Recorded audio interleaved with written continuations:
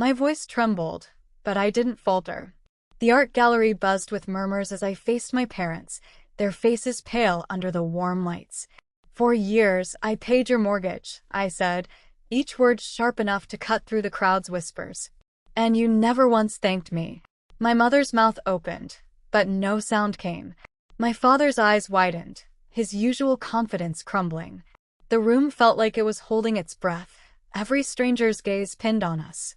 I stood tall, heart pounding, no longer invisible. Then the scene faded, and the truth hit me again. None of this had happened yet. 3 months earlier, I was Scarlett, 34, standing in the backyard of our Raleigh, North Carolina home, sweat beading on my forehead. The air smelled of grilled corn and charcoal, thick with summer heat. Laughter and clinking glasses filled the space as my parents' 40th wedding anniversary barbecue unfolded around me.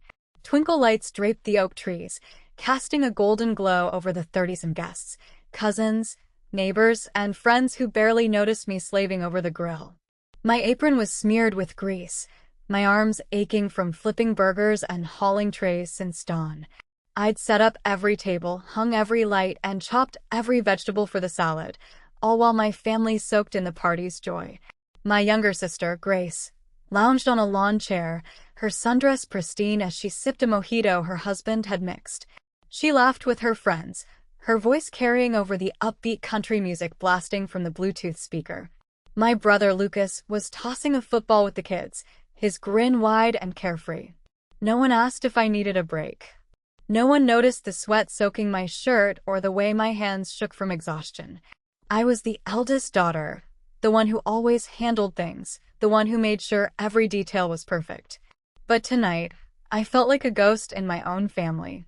I plated another batch of burgers, the sizzle of meat drowning out my thoughts, when my father, Robert, stood up. He tapped a spoon against his glass, the sharp clink silencing the crowd.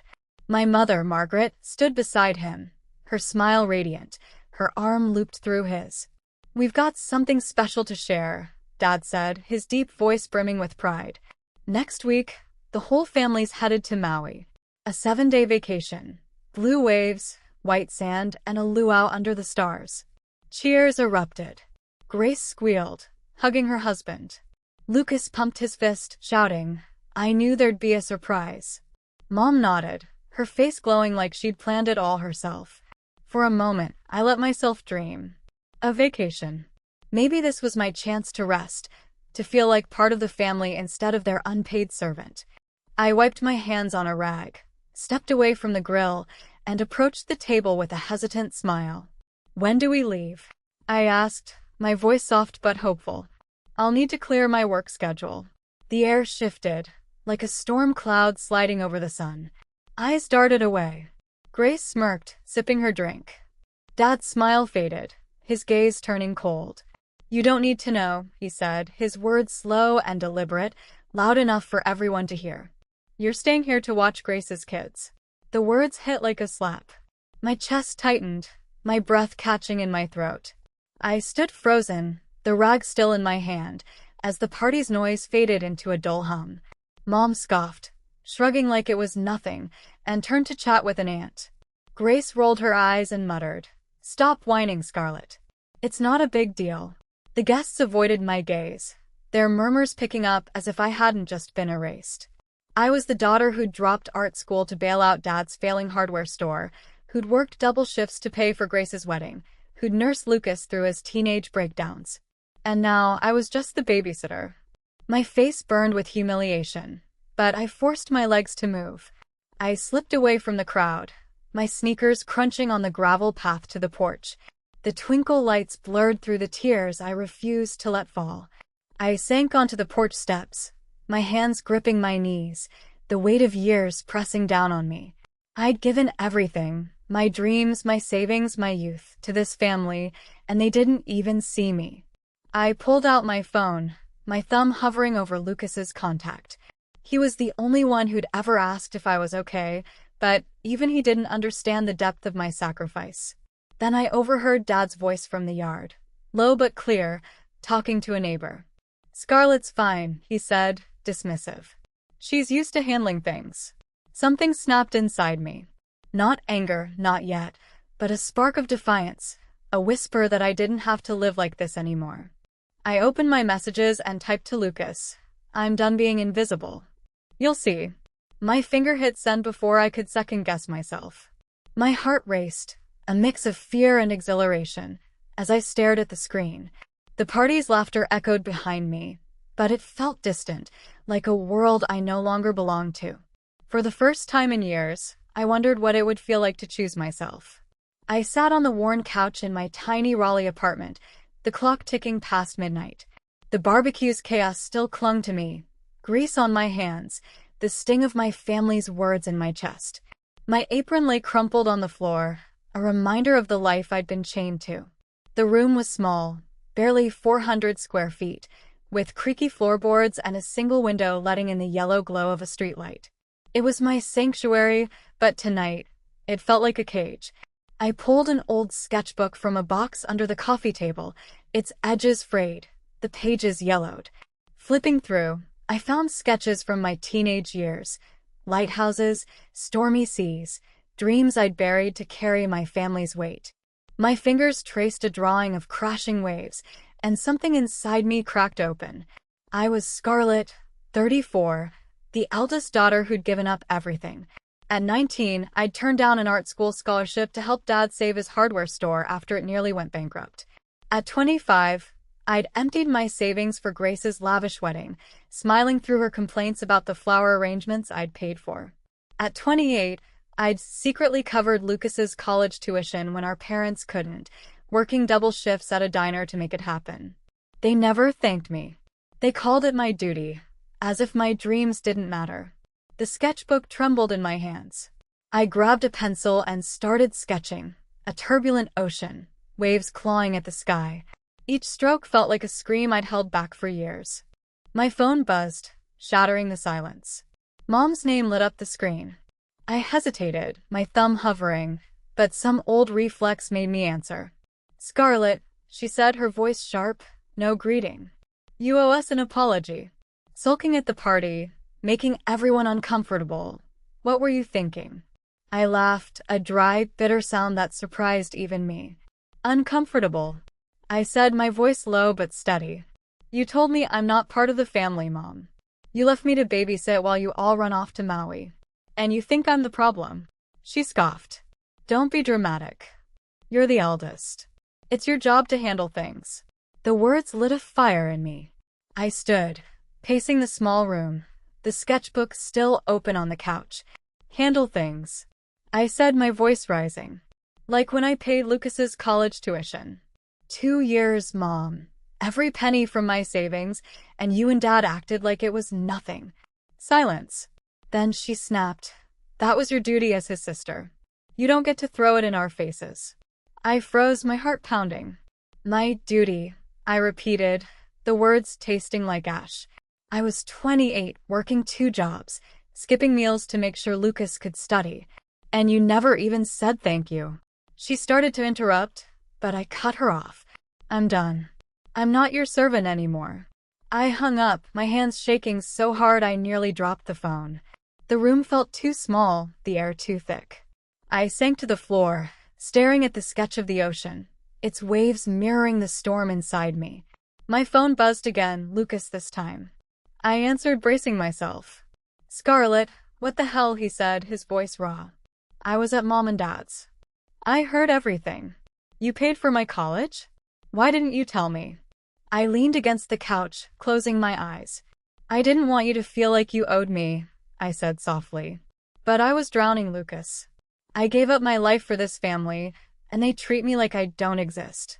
He was quiet for a long time, then sighed. "I didn't know," he said, his voice cracking. "I thought you were just strong. I didn't see how much it hurt you." His words hit harder than Mom's. Lucas was the only one who'd ever checked on me, the only one who'd sat with me when I was sick, but even he hadn't seen the full picture. "I'm sorry," I said, my throat tight. "But I can't keep living like this. I need to find myself again." He didn't argue, but I could hear the hurt in his silence before he hung up. I stood, my legs unsteady, and rummaged through a drawer until I found it, a letter creased and faded, from the art school I'd never attended. Dear Scarlett, we're thrilled to offer you a full scholarship. I declined it at 19, choosing to stay home when Dad's business collapsed. Reading it now, I felt a pang of what could have been, but it also lit a spark. I wasn't that girl anymore, but I could still choose a different path. I opened my laptop, my hands moving with purpose, and searched for bus tickets. Wilmington, North Carolina, a coastal town I'd read about in a magazine, with sandy beaches and a thriving art scene. It was far enough to feel like freedom, close enough to afford. I booked a one-way ticket for 6 a.m., $1,500 in savings tucked into an envelope. I packed light, a few outfits, my sketchbook, a set of pencils, and the letter. The rest of my life could stay behind. My phone buzzed again as I zipped my backpack. A voicemail from Mom. Scarlett, if you leave, don't expect to come back, she said, her voice cold as ice. We don't need you causing more chaos. I stared at the phone, my heart racing, then deleted the message. The words hurt, but they also freed me. I wasn't running away. I was running toward something, myself. I slung the backpack over my shoulder, turned off the light, and locked the door. The night was still, the streetlights casting long shadows. For the first time in years, I felt the weight of my family's expectations lift, replaced by a quiet, trembling hope. The Wilmington sun blazed overhead as I stepped off the bus, my backpack heavy on my shoulders. The air smelled of salt and fried clams, the boardwalk alive with seagulls and tourists in flip-flops. I was Scarlett, 34, a stranger in a coastal town, my past a shadow left in Raleigh. For the first time, no one knew my name, and that felt like a gift. I found a room to rent above a dusty bookstore, a cramped attic with a slanted ceiling and a window overlooking a parking lot. It wasn't much, $400 a month, but it was mine. I set my sketchbook on the wobbly desk, the art school letter tucked inside, and let out a breath. This was freedom, raw and unsteady, but real. I needed a job fast, my $1,500 savings shrinking with each day. I wandered the boardwalk, the ocean's roar a steady hum, until I stumbled into Saltwater Brew, a beachside cafe with chipped wooden tables and a hand-painted sign. The girl behind the counter, Hannah, had a messy blonde bun and a smile that didn't quite reach her eyes. We're short-staffed, she said, eyeing my worn sneakers. Know how to make coffee? I nodded, lying through my teeth. I learn quick. She tossed me an apron. Start now. Don't burn the milk. I tied it on, my hands shaky but eager, and dove into the chaos of steaming espresso and ringing orders. Hannah was sharp, barking instructions, but by the end of the shift, she slid me a muffin without a word. Maybe that was her way of saying I'd done okay. A few days later, Hannah leaned over the counter during a lull, her guitar case propped nearby. You should check out the art class at the community center, she said, wiping a spill. It's cheap, and you look like you need something to do besides scrub counters. I hesitated, my sketchbook burning a hole in my thoughts. I hadn't painted since high school, but the idea sparked something alive in me. That evening, I walked to the center, a low brick building tucked behind palm trees. The classroom smelled of turpentine, canvases leaning against the walls. Eli, the teacher, was in his mid-30s, with dark hair tied back and paint stains on his jeans. He greeted me with a warm nod, his eyes crinkling. New face, he said. What's your story? I shrugged, clutching my sketchbook. Just trying something new. He handed me a canvas and said, paint what you're carrying. I froze, then let my brush move. I painted a lighthouse, its beam fractured against a stormy sky, the cracks mirroring the fault lines in my heart. When I stepped back, Eli studied it, his brow furrowed. This has weight, he said. You've got something to say.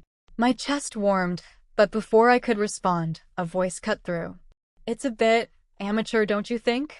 Chloe, a woman with sleek black hair and a smirk, stood nearby, her own canvas pristine. The other students glanced over, and my face flushed. Not everyone's a pro, I said, my voice tighter than I meant. Chloe raised an eyebrow and turned away, but her words lingered like a bruise. I kept going to the class, painting more, driftwood on the shore, appear at dusk. Eli's feedback was gentle but sharp. pushing me to dig deeper. One night, as we cleaned brushes, he lingered, his shoulder brushing mine. "Your work's honest," he said, his voice low. "That's rare." My heart skipped, a flutter I hadn't felt in years. I mumbled a thanks, my cheeks warm, and hurried out into the cool night. Back at the cafe, Hannah noticed my distracted grin. "Eli's got you hooked, huh?" she teased, strumming her guitar. I laughed, brushing it off, but the spark stayed with me, a quiet promise of something new. Hannah kept nudging me about the art show, a local event showcasing new talent. "Your lighthouse painting's good enough," she said, pouring a latte. "You could actually win something." I wanted to believe her, but Chloe's sneer echoed in my head, and the thought of showing my work to strangers made my stomach twist. What if I wasn't good enough? What if I'd left my family for a dream I couldn't chase? I pushed the thoughts down, focusing on the cafe's rhythm. Grind, steam, pour. But one night, as I locked up my room, I found a folded note slipped under the door. "You don't belong here," it read, the handwriting sharp and unfamiliar. My pulse quickened. Chloe's face flashed in my mind, her smirk, her cold eyes. Had she followed me? Was she trying to scare me off? I shoved the note into my pocket, my hands trembling. Wilmington was supposed to be my fresh start, but doubt crept in, heavy as the Raleigh nights I'd left behind. I lay awake, the ocean's distant roar no longer comforting. The next morning, I forced myself to paint, pouring my fear into a canvas of jagged cliffs. Eli noticed the shift, his gaze lingering. "You okay?" he asked, his voice soft. I nodded, not trusting my words. I wanted to tell him about the note, about Chloe, but the weight of it felt too raw. Instead, I threw myself into work, the cafe's bustle a distraction. Hannah's laughter, the regulars' banter.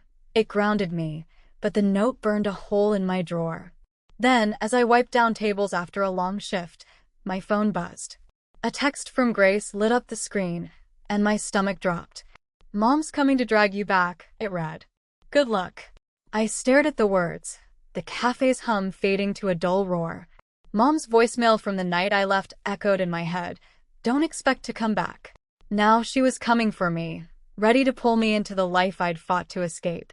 I gripped the rag, my knuckles white, and looked out at the ocean through the cafe's window. I'd come too far to let her win. But the note, Chloe's hostility, and Grace's warning twisted together, a storm brewing just out of sight. The Wilmington art show buzzed with life, the renovated warehouse glowing under strings of Edison bulbs. My painting, Fractured Light, hung on a raw wood panel, its cracked lighthouse glowing against a stormy sky. I was Scarlett, 34, standing in a simple navy dress, my hair loose, my heart pounding with a mix of pride and nerves. Strangers sipped wine, their murmurs blending with soft jazz from a corner speaker. I'd never imagined my work on display, let alone drawing whispers of admiration. Eli stood nearby, his smile warm, his paint-stained hands tucked into his pockets. "You're shining tonight," he said, his voice low, and my cheeks flushed. For the first time, I felt like I belonged, not to a family that ignored me, but to this moment, this life I was building. The week leading up to the show had been a blur. Despite Chloe's sneers and the cryptic note under my door, I'd poured everything into Fractured Light. Hannah had cheered me on, her guitar strumming late into our shifts at Saltwater Brew, convincing me to submit. But Grace's text, "Mom's coming to drag you back," had haunted me, a shadow I couldn't shake. I scanned the crowd, half expecting to see her, but the faces were all unfamiliar, their eyes lingering on my painting. A woman in her 60s paused, her fingers brushing her necklace. "This feels like heartbreak," she said, her voice soft. "But there's hope in it." I nodded, my throat tight, unable to speak. Her words were a quiet victory, proof I'd created something real. Then I saw him, Lucas, my younger brother, weaving through the crowd. His flannel shirt was rumpled, his eyes tired but searching. My stomach twisted. I hadn't spoken to him since our call, when I'd revealed I'd paid his college tuition. "Scarlett," he said, reaching me, his voice hesitant. I had to come. I folded my arms, bracing myself. "Why?" I asked, my tone sharper than I meant. He sighed, running a hand through his hair. I didn't know how much you gave up for us. I'm sorry. But Mom and Dad, they're falling apart without you. Come home. We can fix this. His words stung, pulling at the part of me that still loved them, but I shook my head. I wasn't a daughter to them, Lucas. I was a fixer, invisible until they needed something. I can't go back to that. Before he could respond, a ripple went through the crowd. I turned, and there they were, Mom and Dad, striding through the gallery like they owned it. Mom's lips were a tight line, her pearls gleaming under the lights. Dad's face was flushed, his jaw set. My heart slammed against my ribs, Grace's warning flashing in my mind. How had they found me? I glanced at Hannah, who stood by the bar, her eyes wide with guilt. My stomach dropped. Scarlett, Mom said, her voice cutting through the hum. This nonsense ends now. You're coming home to do your part. The crowd hushed, strangers turning to watch. I clenched my fists, my voice steady despite the tremor in my chest. My part? Like always? Cleaning up your messes while you pretend I don't exist. Dad stepped forward, his voice low but heavy. You're selfish, walking out on your family. Grace can't handle the kids. Lucas is a mess. You've caused chaos. I laughed, sharp and bitter, the sound echoing in the quiet. Chaos? I said, my voice rising. Let me tell you about chaos. For 6 years, I paid your mortgage, Dad. Every month, from my savings, while you and Mom planned vacations and acted like I was nothing. Did you ever thank me? Did you even notice? The room froze. Mom's face paled, her hand clutching her purse. Dad's mouth opened, but no words came. The crowd murmured, strangers exchanging shocked glances. I felt Eli's presence behind me, his hand brushing my shoulder, grounding me. Then Hannah stepped forward, her voice small. Scarlett, I told them where you were. My heart stopped. What? I whispered, turning to her. Her eyes glistened, her hands twisting. I was jealous, she said, barely audible. You're painting the way Eli looked at you. I didn't mean for this. Betrayal hit like a wave, sharp and cold. Hannah, my first friend here, the one who'd pushed me to paint, had sold me out. I wanted to scream, but Mom's voice cut through. Enough, she snapped. You're embarrassing yourself. Get your things. I turned back to her, my anger flaring brighter than my hurt. No, I said, my voice clear, carrying to every corner of the room. I'm done being your shadow. I gave you my youth, my dreams, and you threw me away. I'm not coming back. Eli stepped beside me, his voice calm but firm. She's built something here, he said, his eyes on my parents. Something you clearly never valued. Let her go. Mom's eyes narrowed, but she said nothing. Dad's shoulders slumped, his certainty cracking. The crowd's whispers grew louder, some nodding in my direction, others staring at my parents like they were intruders. I felt exposed, raw, but also free, like I'd shed a skin I'd worn too long. Lucas touched my arm, his voice soft. I'm proud of you, he said, and my eyes stung. But before I could respond, Mom leaned in, her voice a venomous whisper. You'll regret this, Scarlett. We'll make sure of it. She turned, Dad following, their footsteps echoing as they left. The crowd parted, then closed around me, strangers offering quiet smiles. Hannah hung back, her face crumpled, but I couldn't look at her. My heart was a tangle, triumph, pain, and the sting of betrayal. Eli squeezed my shoulder, his touch steady. You did it, he said, his voice warm. I nodded, but Mom's threat lingered, a dark cloud on the horizon. As the jazz played on, I stood by my painting, its fractured light mirroring my heart, wondering what my parents would do next, and whether I was strong enough to face it. The Wilmington Beach Festival hummed with life, the salty breeze carrying laughter and the sizzle of food trucks. Fairy lights twinkled along the boardwalk, and the ocean whispered against the shore, its rhythm steady as a heartbeat. I was Scarlett, 34, standing by a canvas tent where my painting, Fractured Light, had just sold for $400. The buyer, a quiet man from Charlotte, said it reminded him of his own lost years. I clutched the envelope of cash, my chest warm with a pride I'd never known. I wasn't just the eldest daughter who fixed everything. I was an artist, a woman carving her own path. The art show confrontation with my parents was 3 weeks behind me, but its echoes lingered. Mom's whispered threat, Hannah's betrayal, Lucas's quiet support. Tonight, under the festival's glow, I felt like I could finally breathe. Eli stood beside me, his flannel shirt rolled to his elbows, his smile soft. "You're a hit," he said, nodding at the crowd admiring my work. We'd grown closer since the show, our late-night talks at the community center turning into something more. As the band struck up a folk tune, he took my hand, his fingers warm against mine. "Dance with me," he said, half teasing. I laughed, my heart light, and let him pull me into the crowd. Our steps were clumsy, the sand uneven, but when he spun me under the lights, I felt a spark I thought I'd lost forever. Later, by the water's edge, he brushed a strand of hair from my face. "I'm falling for you, Scarlett," he said, his voice low.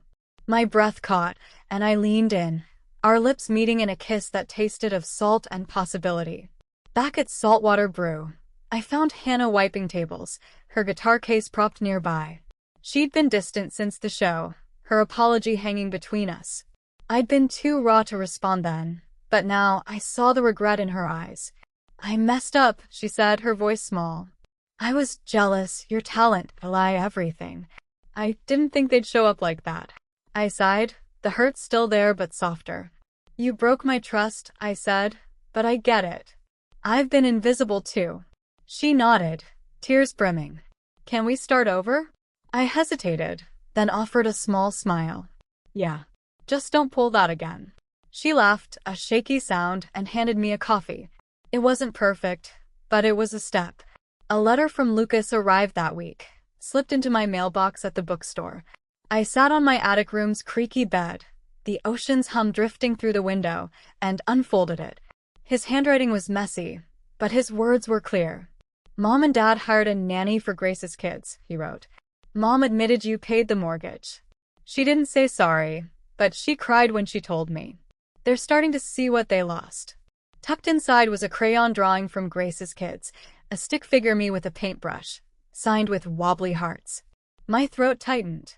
I didn't want to go back, but the drawing softened the edges of my anger, a reminder that love, however flawed, still existed. Then came the email that shook me. A Raleigh gallery, Coastal Visions, offered me a job curating their summer exhibit, a $60,000 salary, a chance to return to my hometown as a professional artist. "We've followed your work," they wrote. "Your story resonates." I stared at the screen, my heart racing. It was everything I'd once dreamed of: validation, security, a way to prove I'd made it. But it meant going back to Raleigh, to the shadow of my family's expectations. I imagined Mom's smug smile, Dad's grudging nod, as if I'd crawled back to their world. The thought made my stomach churn. I closed my laptop, my hands trembling, and walked to the beach, the sand cool under my feet. I needed to choose, not for them, but for me. The festival's final night brought a surprise. Hannah had organized a mural project on Saltwater Brew's exterior, and as I arrived, I froze. My artwork, a lighthouse bathed in dawn's light, spanned the wall, vibrant and bold. The crowd clapped, Hannah grinning beside me. "You're one of us," she said, her voice steady.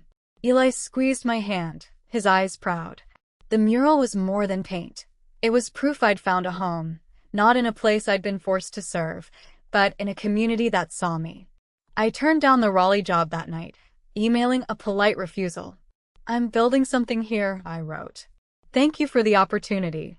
The words felt like a door closing, but also a window opening wide. In my room, I painted a new canvas, a sunrise over the ocean, its colors soft but fierce, titled New Dawn. I hung it above my desk, next to the art school letter I'd kept as a reminder. I opened my journal, the leather worn from months of scribbling, and wrote, "I'm not their shadow anymore. I'm the light." The words anchored me, a vow to myself. The next day, I joined Wilmington's Artists Collective, my paintings slated for their summer show. Eli promised to help me prep, his teasing grin making me laugh.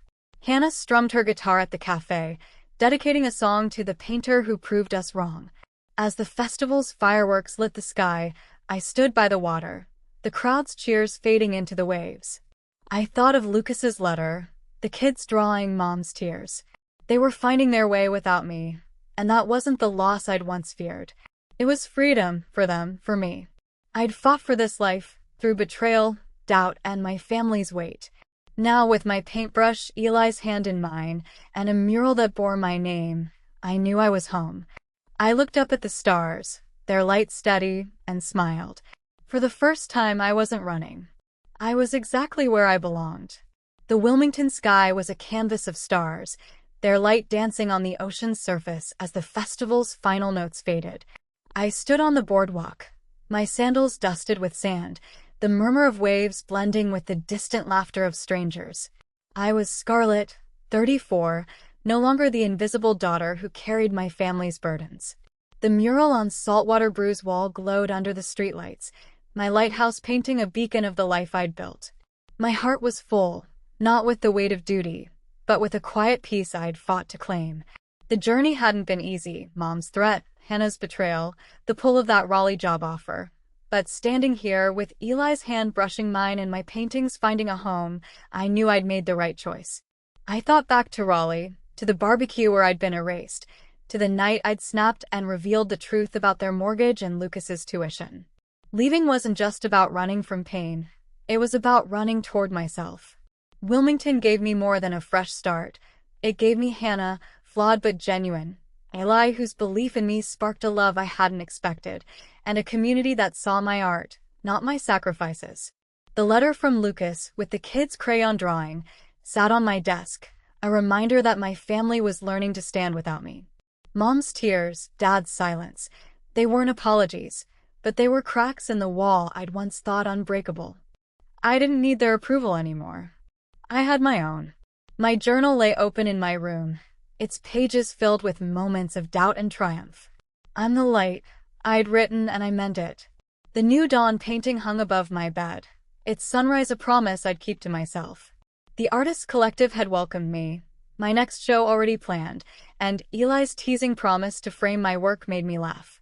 Hannah's guitar strummed on at the cafe, her songs a little brighter since we'd rebuilt our trust. I wasn't the girl who'd boarded that bus, trembling with fear and hope. I was a woman who'd chosen her own path, who'd faced betrayal and threats and still found her way to the shore. I turned to the crowd, imagining the faces beyond the festival, people like you, watching this story unfold. Have you ever had to fight for your own light? Maybe you've felt invisible, carrying more than anyone saw, or maybe you've stood up and rewritten your story. I want to hear it. Drop your thoughts in the comments below, share what made you choose yourself, and let's keep this conversation going. If my journey resonates, hit that subscribe button for more stories of breaking free, finding home, and painting your own dawn. The waves rolled in, steady and sure, and I smiled. This was my life now, and I was ready for whatever came next.